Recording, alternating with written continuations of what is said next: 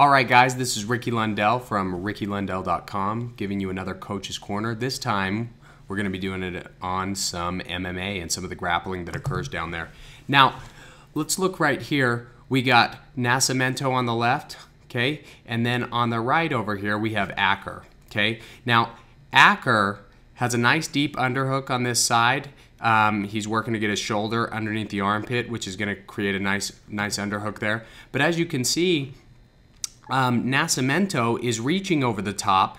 There's no pressure down on this arm. He's not applying a whizzer by bringing his forearm into this hole and pushing against him. There's really no takedown defense there that's going to keep him from just getting tossed right on his head right here. Let's start this right from right here, and you'll see what I'm talking about. Right there, bang. Nothing was stopping him from going down. But I want you to look over here. There's no follow-up from Nascimento, or from Acker, as he comes to the top right here. You'll see his toes end up going down on both toes, and he's not back here on the hips like he wants to be. He's kind of leaning forward. Not that Nascimento has good enough wrestling to throw him off right here, but I think that Acker could take quite a bit more advantage of this situation had he have had his toes up and he was there driving forward. See his toes down right here. He's staying down. He's doing some good strikes, but let's move this ref out of the way. But I think that Nascimento could be doing a lot better. He's got no base, nothing bringing him up. He's using both hands to try to tie up the hands, when really what he should be doing is working to knee slide up, get his knee underneath his chest, and start elevating that head so that he can get high and get out of here. He's already got a hand on an arm, so he's not going to get choked. Very difficult for the other guy, Acker, to punch him around with this side without Nascimento just getting up. So reaching in and grabbing this leg, big no-no. If he was going against somebody with a good crucifix, he'd be in really big trouble just by doing that. Now let's keep this going. Still not knee sliding, but it doesn't really matter because Acker's got his weight on him. He's keeping his weight forward, but there's no forward pressure. Nascimento still not sliding up. Now right here, let's look at what just happened right here. I'm going to slide this back just barely. Now this is the part that I really want you to look at. Acker slides his leg in the middle of the legs right here. Now, this isn't always a bad thing if you're using hip pressure forward to drive the guy down and you have double underhooks to keep him from rolling. He also is going to take this foot right here, and in his knee pit, he's going to slide Nascimento's leg, his heel, right into the knee pit. Now, that's a great wrestling ride right there.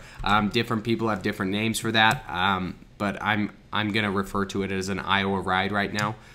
So as he takes his knee pit and hooks around that leg, what he should be doing is rotating his body in a circular motion behind him to put knee and hip pressure on the other guy. But you'll watch as Acker puts in that ride, he just sits down right out of his haunches, and then he ends up taking his arms out of position out of these double underhooks. You need to have two underhooks, not just one, to stop the roll. And he'll end up getting in big trouble here. So there's the Iowa ride. He just hooked it for you right over here. Okay, now you'll see he doesn't have double unders on this arm. Big no-no when running an Iowa ride. And bang, we're getting rolled over. Now, everybody who's done jiu-jitsu for a while can see what's happening here. He's about to get knee-barred. But let's take it back one split second, and let's talk about what we're going to do if somebody does start to roll. If somebody does start to roll, we need to bring this heel to our butt and hook the outside of the other guy's foot right here, then hiding yourself from a knee bar. But you'll see he just lets that leg flare out there right there and leaving a nice open hole for him. So if he retracts that heel to his butt, then hooks the heel, he won't get knee barred there. Sadly, he's coming through, secures the position, and ends up locking him out right here.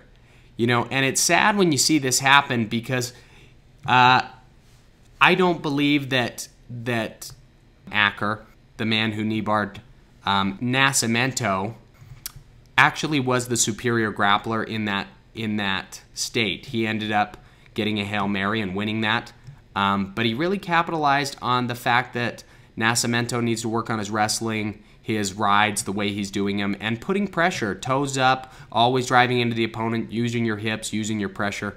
That'll make you a better grappler all the way around. Whether you're doing jiu-jitsu, whether you're doing grappling, no gi, whether you're in MMA, whether you're wrestling, it doesn't matter. These are fundamental truths that we all need to work on. Thanks so much, guys, for tuning in to this week's Coach's Corner, and I'll see you guys again next week.